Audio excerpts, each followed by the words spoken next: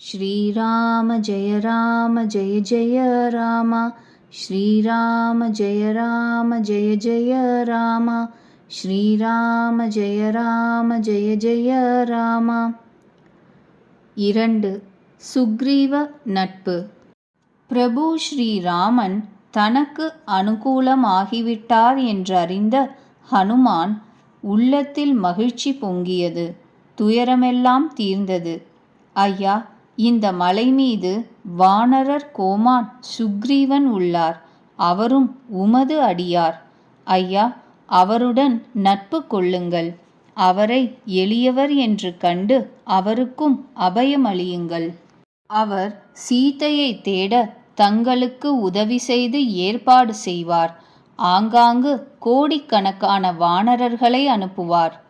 இவ்விதம் எல்லா செய்திகளையும் சொல்லி இருவரையும் தமது தோளில் தூக்கி கொண்டு ஹனுமார் மலை மீது சென்றார். ராமனை சுக்ரீவன் தரிசித்ததும் தன் பிறவி மிகவும் புண்ணியம் செய்தது என்று அறிந்தார். சுக்ரீவன் ராமன் திருவடிகளில் தலை சாய்த்து ஆர்வத்துடன் சந்தித்தார். ராமன் தம்பியையும் சேர்த்து கொண்டு அவரை தழுவிக்கொண்டார். சுக்ரீவன் தன் உள்ளத்தில் இவ்விதம் ஆலோசித்தார்.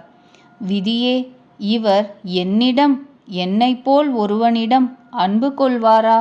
அப்பொழுது ஹனுமார் இரு புறத்தினுடையவும் எல்லா விவரங்களையும் அவர்கள் முன்னிலையில் எடுத்துச் சொல்லி அக்னியை சாட்சியாக வைத்து இருவருடைய நட்பையும், அதாவது பகவான் ஸ்ரீராமருடைய நட்பையும் சுக்ரீவனாகிய வானரனின் நட்பையும் திடப்படுத்தினார்.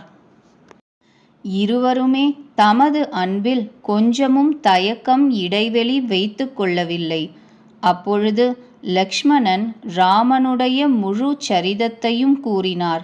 சுக்ரீவன் கண்களில் நீர் ததும்ப கூறினார், ஐயா பிரபோ ஸ்ரீராமா, மிதிலை நாட்டரசன் மகள் கண்டிப்பாக கிடைத்து விடுவாள். ஒருமுறை நான் மந்திரிகளுடன் கூட இங்கு உட்கார்ந்து ஏதோ ஆலோசனை புரிந்து கொண்டிருந்தேன். அந்த சமயத்தில் அப்பொழுது வானில் பிறரிடம் அகப்பட்டு கதறுகின்ற ஒரு பெண் போவதை பார்த்தேன். எங்களை பார்த்துவிட்டு அவள் ராம ராம ராமா என்று கதறி இந்த துணி முடிப்பை கீழே போட்டாள். ராமர் அதை கொண்டு வரச் சொன்னார். உடன் சுக்ரீவன் அதை கொடுத்து விட்டார்.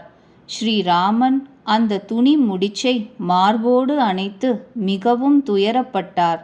சுக்ரீவன் கூறினார், ரகுவீரா, கேளுங்கள், கவலையை விடுங்கள். நான் உங்களுக்கு பரமதாசன். மனதில் தைரியம் கொள்ளுங்கள். எந்த முறையில் ஜானகி தங்களிடம் வந்து சேர்வாளோ அத்தகைய எல்லா சேவைகளையும் நான் கண்டிப்பாக செய்வேன். இதுவே என்னுடைய அடுத்த வேலை. இன்றிலிருந்து கருணை கடல் வலிமையின் எல்லை. ராமன் சுக்ரீவனின் இந்த சொற்கேட்டு மகிழ்ந்தார். சுக்ரீவா, நீ ஏன் காட்டில் வசிக்கிறீர்? அதை எனக்கு கூறும் என்று ராமன் சுக்ரீவனை வினவினார்.